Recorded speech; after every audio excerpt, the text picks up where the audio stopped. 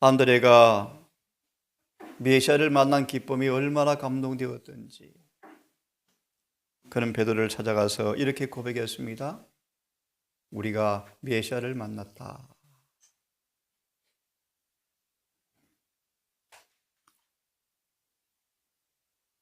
나다나엘이 예수께서 빌립이 너를 부르기 전에 무화과 나무 아래 있다는 걸 보았다 하였을 때 나다나엘은 히브리 1장의 의미를 이해했죠. 당신은 하나님의 아들이십니다. 이러한 제자가 비로소 십자가에 못 박히시는 그분을 바라보고 드디어 히브리서 2장을 이해합니다. 히브리서의 중심 성경 본문은 히브리서 10장입니다. 1장부터 7장까지는 8장 1절 때문에 존재했습니다. 이러한 대제사장이 계신다. 그분의 신분과 지위와 특별히 왜 인생으로 오셨는지, 그분이 바로 참 대제사장이시다. 7장까지의 흐름입니다. 그런데 이분이 9장에 성소정결을 하시는데 바로 그것이 바로 10장이다. 재림교의 핵심 진리죠. 성소정결. 이 아침 다시 한번 어제 말씀을 상기하면서 말씀을 드리고 성소 말씀을 또 짤막하게 드리기를 원합니다. 이와 여호수아 20장 1절과 9절의 말씀에 다시요 도피성.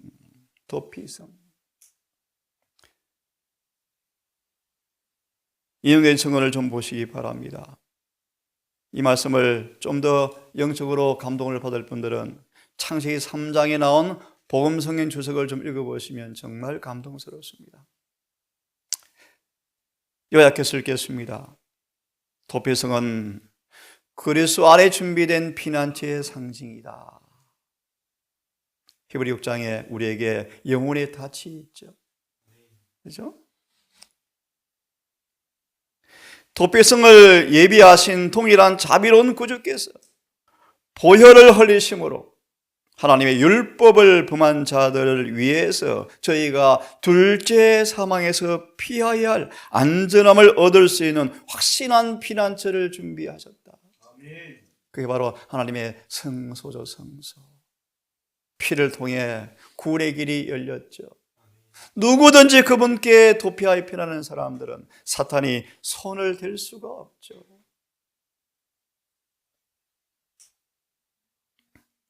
어떤 권세도 용서를 받기 위하여 그리스도께 나가는 영혼을 그의 손에서 빼앗을 수가 없다. 히브리 10장 7장 25절 요한복음 10장의 말씀. 아버지의 손에서 빼앗을 자가 아무도 없느니라. 내가 저들에게 영생을 주노니 어느 누구도 빼앗을 자가 없으리라. 예? 그러므로 이제 그리스도 안에 있는 자에게는 결코 중재함이 없나니 누가 중재하리요? 생각하고요.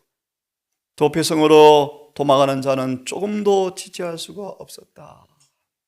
그래서 첫째 천사의 기비 선포되었을 때 식음을 전폐하고 모든 세상 사물을 거치고 온 밤을 전심으로 기도하게 되었죠.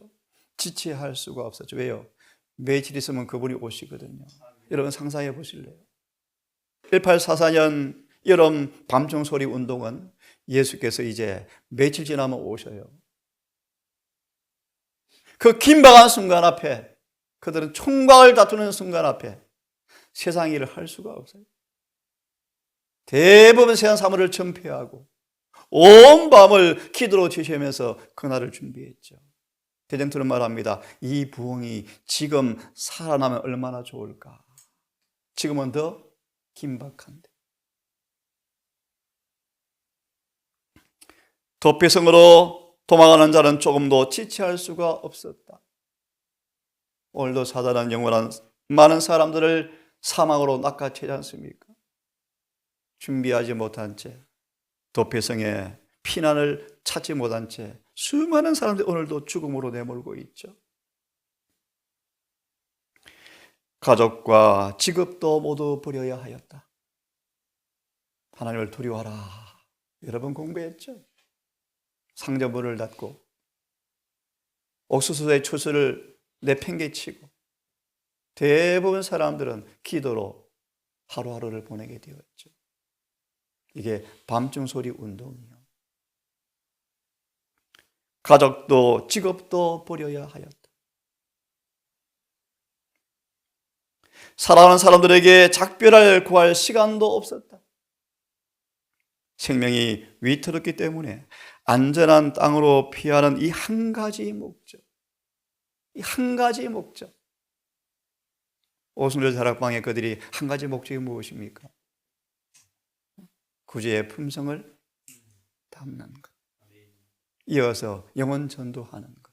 이 한 가지 목적이 모든 관심사를 뭐 해버렸다? 지배해버렸다.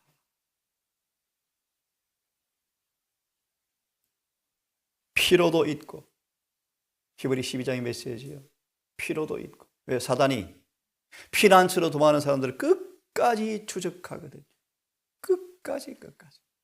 조금만 지체하면 어떻게 합니까? 금방 낚아채죠. 피로도 있고, 가는 길이 때때로 가파릅니다. 힘듭니다. 타고난 본성 성벽이 얼마나 충돌하는지, 가족의 핍박이 얼마나 심한지, 뭘 이해가 얼마나 서글픈지, 종교적 지도자들의 그 지체 높으신 분들의 반대가 얼마나 심한지, 피로도 있고 어려움도 돌아보지 않았다. 왜요? 도피자는 그 성벽 안에 도달하기까지 감히 한순간도 발걸음을 늦출 수가 없었다. 어제 보았습니다. 10장 19절 21절 히브리서. 우리는 예수와 함께 성소로 들어가야 한다. 우리 영혼을 중보자에게 붙들어 매어지지 아니하면 심판날의 하늘의 성소의 저울에 달아보니 부족하다는 선고를 면치 못할 것이다. 우리는 온전히 자신의 영혼을 중보자에게 붙들어 메어야 한다. 그 말의 의미가 뭔가 공부하셨죠? 함께 죽고 함께 부활하여 함께 먹고 마시고 함께 끝이 아니하며. 아모스 3장 3절 7절. 두 사람이 의합치 못하고서야 어찌 동행하겠으며. 에녹처럼 그런 사람들, 그분의 피와 음료를 떡을 먹고 마시는 사람들만 마저 있습니다.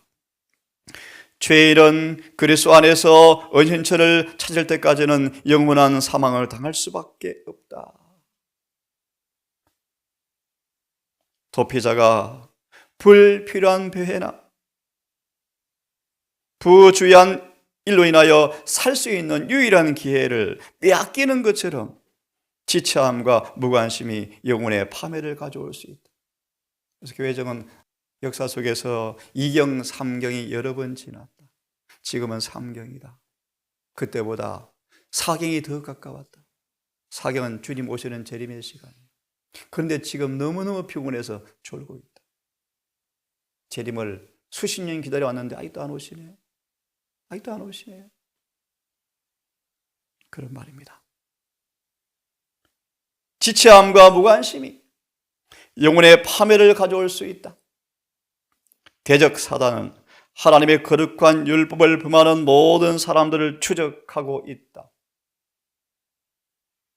사단의 위험에 민감하지 못하고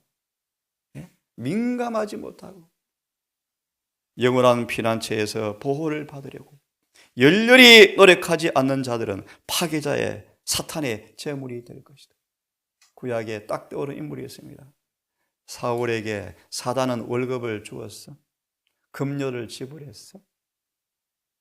그죠? 마지막 창에 스스로 찔려 자살했죠. 그럼 다시 둘째 사망을 당하기 위해서 또 부활해서 또 죽을 거예요.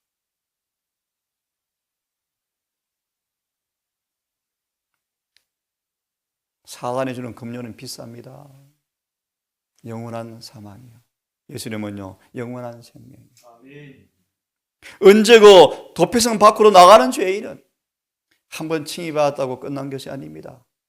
3장 31절로 와서 계속 유지해야 합니다. 아멘. 그죠? 도피성 밖으로 나가는 사람은 안 돼요. 기도를 경성을 게을리하고 또 느슨해서 투구 벗으면요, 골리앗 이마에 조약들이 박혀버렸습니까?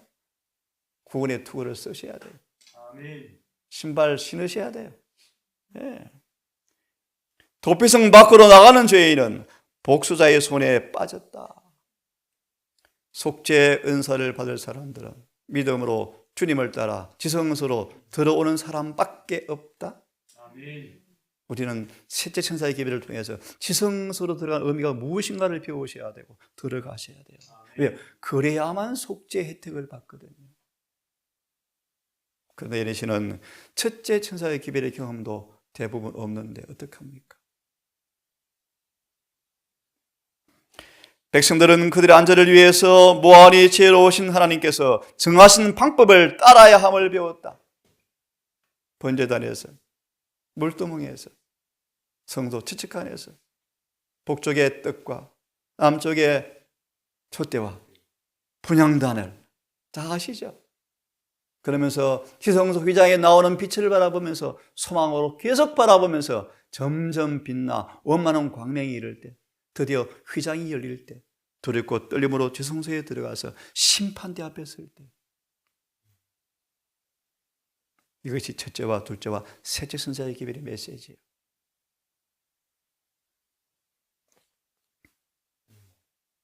정하신 방법을 따라야 함을 배웠다. 먼저 죽어야 되죠. 아멘. 철저하게 죽어야 되죠. 그와 마찬가지로 죄인이 죄의 사함을 얻기 위해서 그리스도를 믿는 것만으로 충분하지 못하다. 마태복음 22장에 나오는 단어죠. 죄인은 믿음과 순종으로, 히브리 3장과 4장의 메시지죠. 믿음과 순종으로 그리스도 안에 거하여야 한다. 아멘. 그래서 유대인들이 가나안 땅에 못 들어갔죠. 4장에 너희도 못 들어갈까 조심해라. 왜요? 날쌘 칼로 수술하는데 반항하지 말라. 오늘 그 음성이 들리면 길을 둔하에 강팍하게 하지 말라. 유대인들의 본을 볼래? 3장과 4장의 메시지. 5장에 주님께서 모범으로 남겨놓으셨어요. 자, 이만큼 드리고 계속 말씀을 드리겠습니다. 예수는 우리의 소망의 닻이시죠. 휘장 안에 들어가야 한다. 메모해 놓으십시오. 시간 관계상. 사무엘상 19장 읽어보시면 히브리 8장 1절의 의미를 이해할 수 있습니다. 다윗이 사울과의 관계 속에서 엄청난 고뇌를 합니다. 하나님 계십니까? 왜 저런 왕을 계속 두십니까? 왜 내가 고난을 받아야 합니까? 그에게 마음의 위로를 준 피난처가 있었답니다. 사무엘이어서 사무엘은 예수님을 표상해요. 그것이 시편 73편 17절이요. 17절. 73편 17절. 내가 결국 성소에 들어갈 때 결국을 깨달았나이다. 시편 77편 13절. 여호와의 모든 행사와 길이 성소에 있나이다. 대장터의 서문에 성소 봉사 가르쳐줘요. 어떻게 죄가 끝나고 어떻게 사단이 영원히 멸망하고 어떻게 주님께 인간을 완전히 구원하시는가 모든 것이 성소에 다 들어있다. 그렇게 말씀하죠. 우리는 폭풍우에 시달린 영혼이 이사야 54장 바벨론의 포로가 된 영혼들의 모습이요. 아비가 없는 모습이요. 폭풍에 시달린 지친 영혼이 그들의 죄로 인하여서 하나님 진노를 당하면서 원수의 손에 70년간 포로 생활하는 모습이요. 이 영혼이 경관 휘장 안으로 신성의 참여자가 되기 때문이다. 이것이 바로 우리 소망의 영혼의 닻이다. 그들은 그리스도 안에서 닻을 내린다. 그리스도 안에서 닻을 내린다. 히브리 6장의 메시지요. 사나운 유혹 가운데서도 그는 바위에 부딪히거나 파도에 밀려 파손되지 않는다. 그의 배는 폭풍을 뚫고 지나간다. 믿음으로 셋째 천사를 따라서 지성소에 닻을 내리지 아니하면 수많은 이슬과 사단의 유혹에 다 넘어진대요. 우리는 믿음으로 우리 영혼을 지성소에 닻을 내려야 돼요.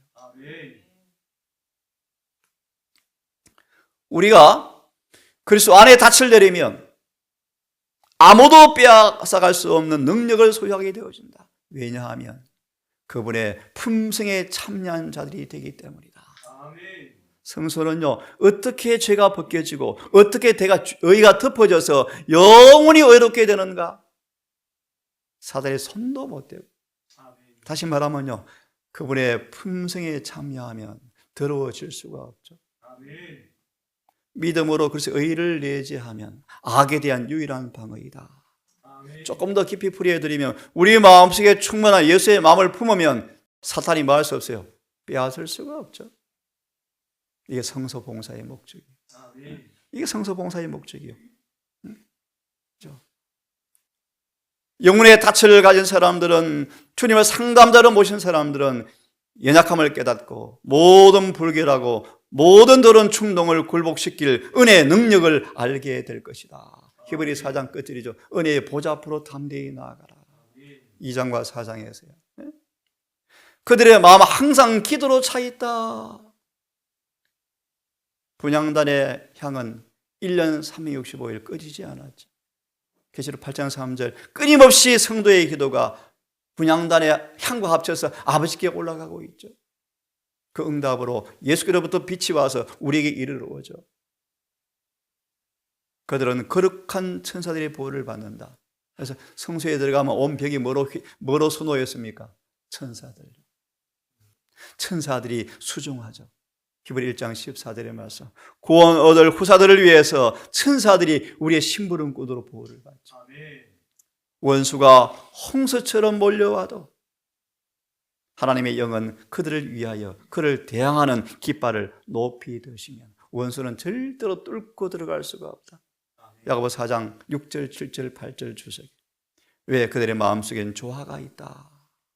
왜냐하면 귀하고 힘찬 진리의 영향이 히브리 1장 3절 마음을 창조한 창조주신 주님께서 창조의 말씀으로 지금도 해와 별과 달을 유지하시는 동일한 말씀의 능력으로 우리를 죄에서 정결케 하기 위해서 하늘 성소에서 봉사하신다.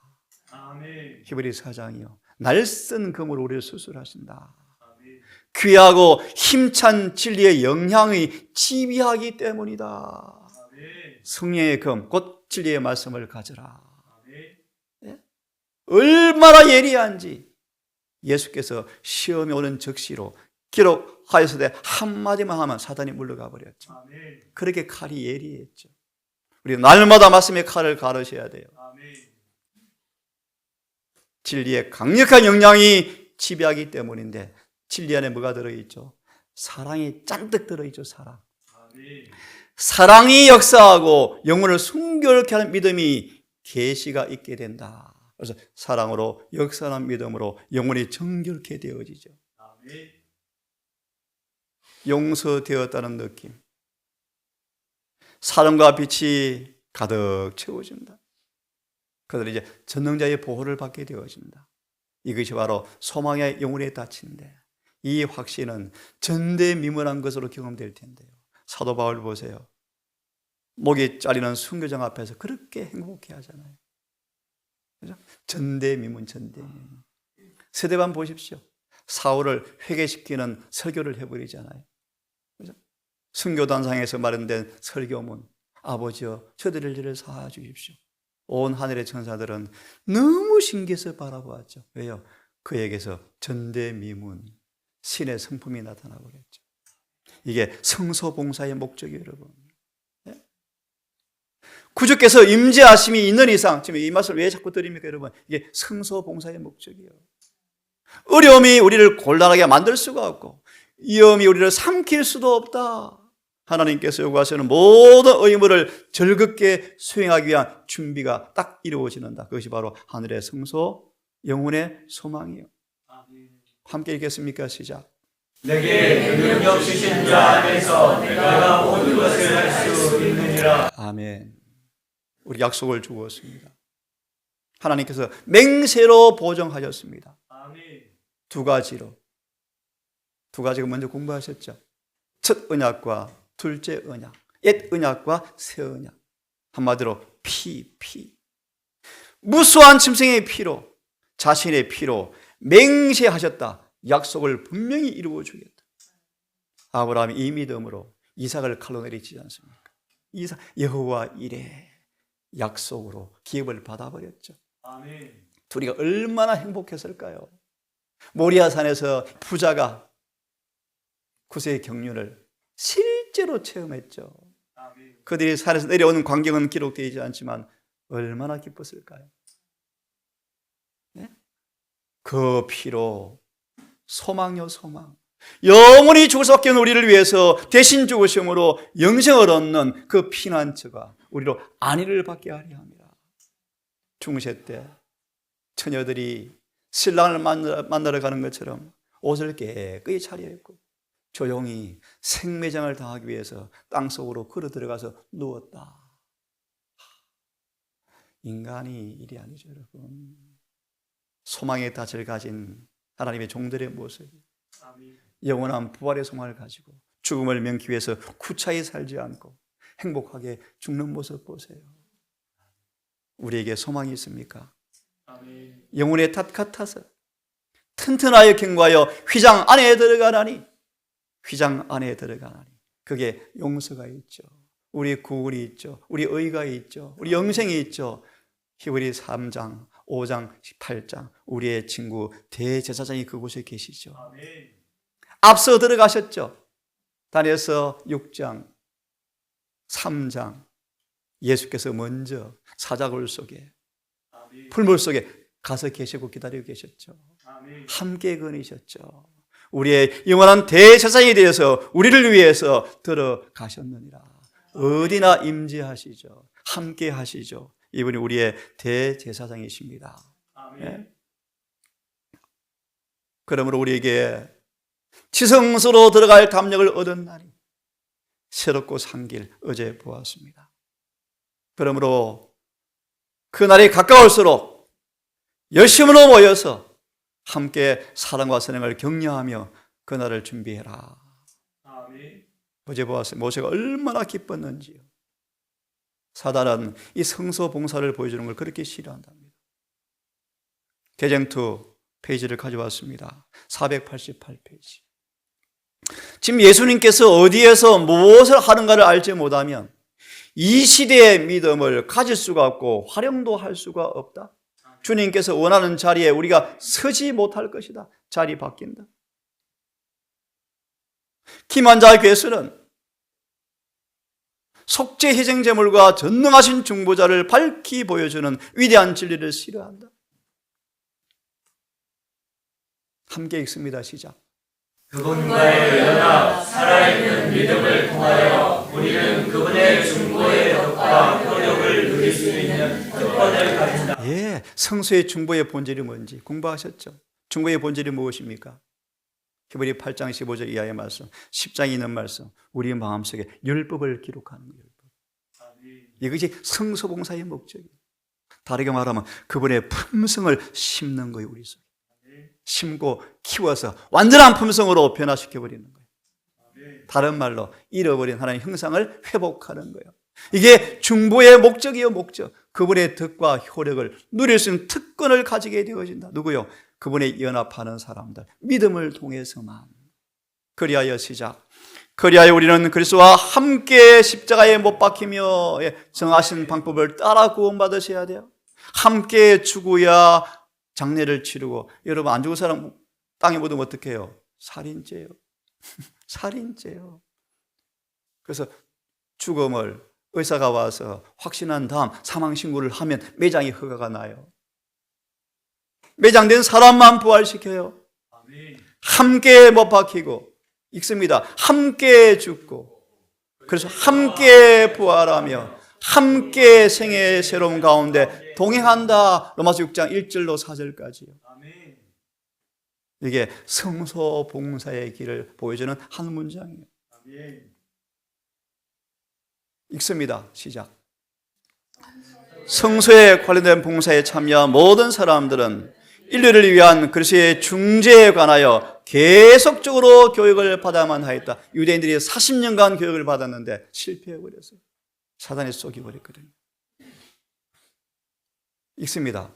성소봉사의 근본 목적은 하늘 왕국의 율법인 하나님 율법을 사랑하는 마음을 모든 인간의 심령 가운데 넣어주기 위한 것이었다. 이것이 거듭남이요. 거듭남은 어찌 그리 주의 법을 사랑하는지요. 주의 법이 내 심중에 있나이다. 읽습니다. 희생제물은 그리스도 안에 나타난 하나님의 사랑에 대한 실물. 이 십자가에 죽은 피는요, 희생제물은요, 그래서 안에 나타난 사랑에 대한 실물 교훈이다.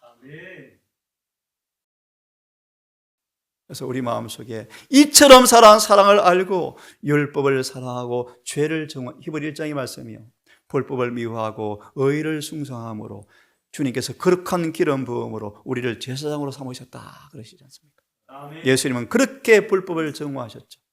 얼마나 정화하셨습니까?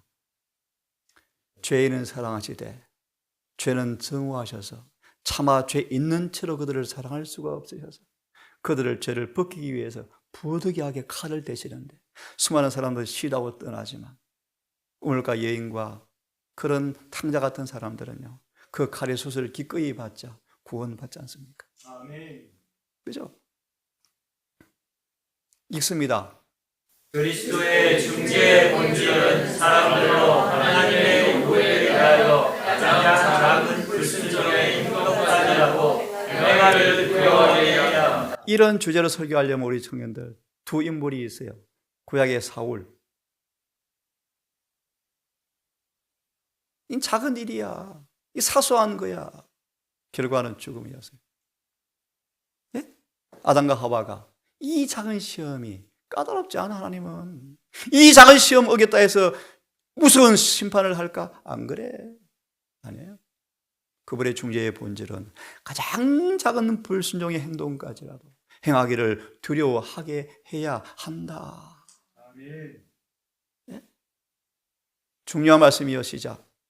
무엇이 죄를 무서워하게 하는지에 대하여 밝히 깨달아야 합니다. 그게 성소봉사의 중재의 본질이요. 이사야 6장. 성소 안에 거룩한 사물을 바라보고 뭘 깨닫습니까?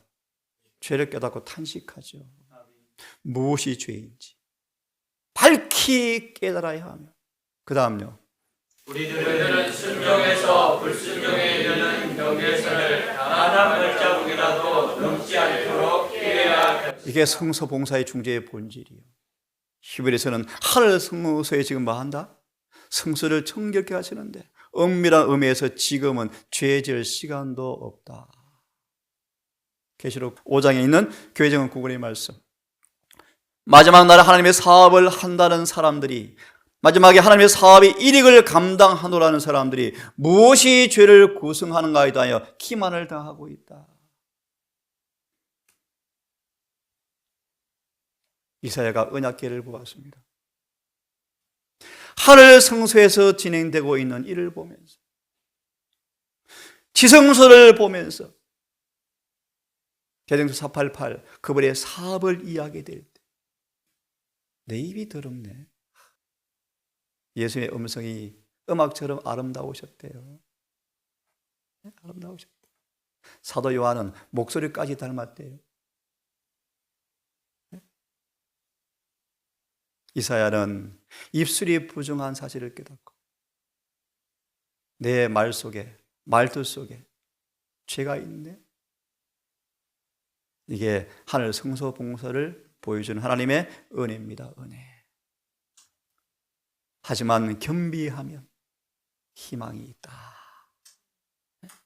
성소요, 언약의 무지개가 보좌 위에 있다. 이사야를 위해서 하신 일을 우리 속에서도 하실 것이다. 하나님은 통회하는 마음에 우러나오는 간구를 들으실 것이다. 히브리 3장에요. 모세는 사환으로 심부름해서 집을 지켰는데 무슨 말이요? 구약의 성소 봉사죠.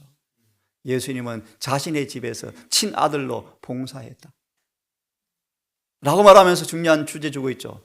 너희가 하나님의 집이다. 너희 집에 예수님을 한번 지키는 분으로 모셔봐라. 이분이 지키시면 끄떡없다. 히브리 3장의 메시지 여러분. 그분께 순종해라. 순종하기만 하면 그분이 지켜주실 것이다. 히브리인들은 믿음으로 순종하지 아니함으로 지킬 수가 없어서 광야에서 마귀 밥이 다 되어버렸지 않느냐. 그분은 말씀으로 우리를 지키시죠. 아멘. 성령으로 지키시죠. 그분께 순종해라. 그분이 하늘 성소 봉사하신다. 마지막 사업하신다. 믿음으로 성소로 따라가서 성소 정결을 지금 받아야 할 사람들입니다. 아멘. 이게 히브리서의 내용들입니다, 여러분. 다시 마무리하면 히브리서 1장과 7장까지는요 8장 1절 때문에 존재합니다. 그분은 정말 창조주이시다. 하나님의 아들이시다. 그분은 사람이시다. 그분을 유대인들은 몰라봤다. 너희도 그럴까 두렵다. 그분은 우리의 대제사장 자격을 갖추기 위해서 오장을 볼래? 눈물과 피 범벅으로 사셨다. 6장에 너희는 초벌을 빨리 버리고 빨리 자라가라. 7장 이분이 영원한 대제사장이시다. 이분이 하늘의 성소 정결을 하러 가셨다. 10장 그분을 따라 빨리 따라 들어가라.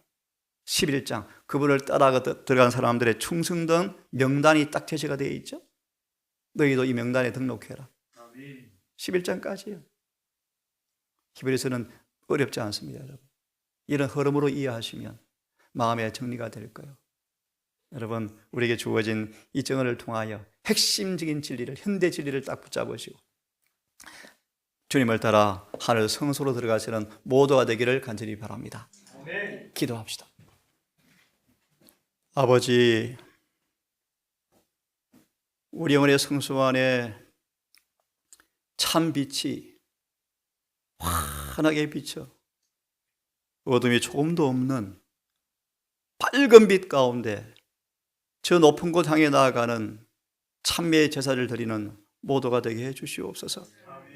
한 성소에서 함께 떡을 먹고 함께 물을 마시고 피를 마시는 백성의 모습으로 서로의 병이 고쳐지고 서로의 결함이 고쳐져서 뜨거운 사랑으로 하나가 되어지는 교회가 되게 해주셔서 이곳 희락의 기름을 부으실 때 늦은 비가 충만히 임하는 교회가 되게 해주시옵소서.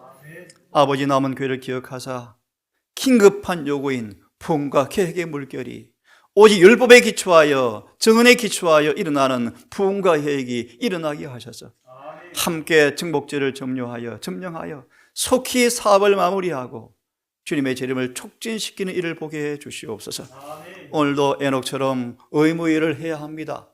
우리 모두 기도로 하루를 시작하게 하시고 찬양으로 한 날을 보내게 하시며 말씀의 전신갑주를 입고 흙을 만지든 무슨 일을 하든 주와 함께 동행하는 하루가 되게 도우시기를 예수님 이름으로 기도합니다. 아멘.